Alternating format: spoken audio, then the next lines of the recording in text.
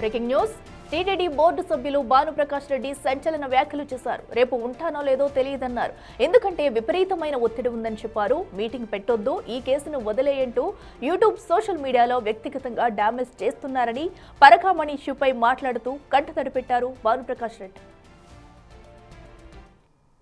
నేను రేపు ఉంటానో లేదో నాకు తెలియదు, ఎందుకంటే విపరీతమైన ఒత్తిడి ఉంది.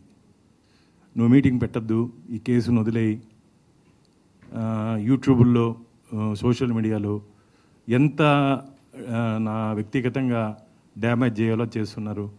నా కుటుంబంలో నా భార్య పిల్లలు బాధపడుతూ కూడా భాను నువ్వు ముందుకు పో అని చెప్పారు. ఎందుకంటే నాకు వెంకటేశ్వరం అంటే ప్రాణం. గత 20 సంవత్సరాలుగా అక్కడ ఏం జరిగినా వెంకటేశ్వర స్వామికి కాపలా కుక్కగా నేను పనిచేస్తున్నా. చాలా బాధగా ఉంది.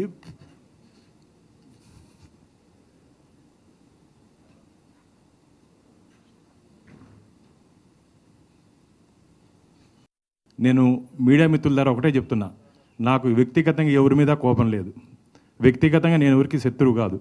కానీ నాకు వెంకటేశ్వర స్వామి క్షేత్రం పట్ల, అక్కడ జరుగుతున్న అన్యాయాల పట్ల, ఇన్ని కోట్ల మందిలో ఆ స్వామివారు నాకు అవకాశం ఇచ్చాడని చెప్పి నేను భావిస్తూ ఈ పోరాటం చేస్తున్నానే తప్ప నాకు ఎవరి మీద వ్యక్తిగతంగా ద్వేషం లేదు మిత్రులారా.